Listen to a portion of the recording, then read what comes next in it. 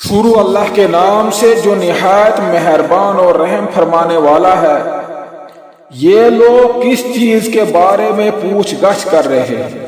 کیا اس بڑی خبر کے بارے میں جس کے متعلق یہ مختلف چہمگوئیاں کرنے میں لگے ہوئے ہیں؟ ہرگز نہیں، عنقریب انہیں معلوم ہو جائے گا۔ ہاں، ہرگز نہیں، عنقریب انہیں معلوم ہو جائے گا۔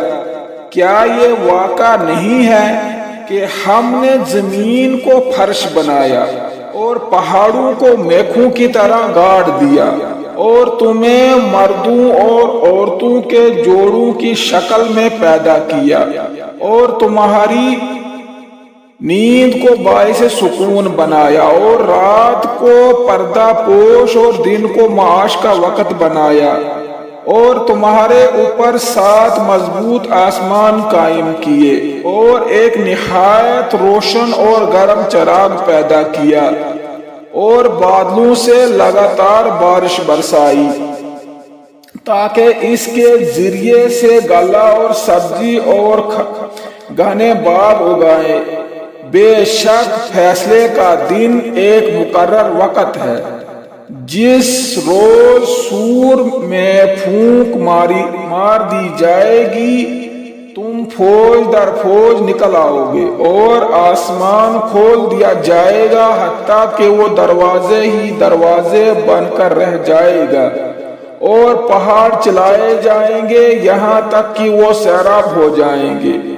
در حقیقت جہنم ایک گہات ہے، سرکشوں کا ٹھکانہ، جس میں وہ مدتوں پڑے رہیں گے۔ اس کے اندر کسی ٹھنڈک اور پینے کے قابل کسی چیز کا مزہ نہ چکھیں گے۔ کچھ ملے گا تو بس گرم پانی اور زخموں کا دھول۔ ان کے کرتوتوں کا بھرپور بدلہ، وہ کسی حساب کی توقع نہ رکھتے تھے اور ہماری آیات کو انہوں نے بالکل جھٹلا دیا تھا، اور حال یہ تھا کہ ہم نے ہر چیز گن گن کر لکھ کر رکھی تھی۔ اب چکھو مزہ، ہم تمہارے لیے عذاب کے سوا کسی چیز میں ہرگز اضافہ نہ کریں گے۔ یقیناً متقیوں کے لیے کامرانی کا ایک مقام ہے، باغ اور انگور اور نوخیز ہمسن لڑکیاں اور چھلکتے ہوئے جام، وہاں کوئی لغوی اور جھوٹی بات وہ نہ سنیں گے۔ جزا